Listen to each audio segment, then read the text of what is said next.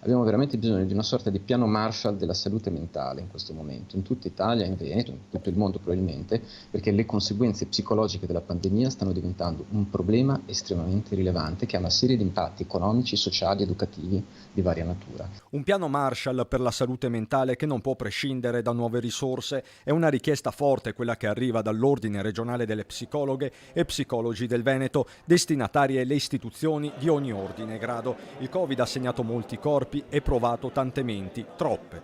In una parola molto preoccupante, ed è questa una delle preoccupazioni che abbiamo anche come Presidente degli Ordini dei Psicologi di tutta Italia quando ci confrontiamo, perché dai nostri colleghi, dei nostri 11.000 psicologi del Veneto, a me arrivano quotidianamente segnalazioni allarmate nel pubblico, nel privato sociale, di un grandissimo incremento dei bisogni e dei problemi tra bambini, ragazzi, famiglie, ma anche adulti e anziani. Depressione, stress, aumentata aggressività, soprattutto tra i più giovani, affermano gli psicologi. Delicata la situazione nelle scuole dove non aiuta la distinzione tra vaccinati e non vaccinati.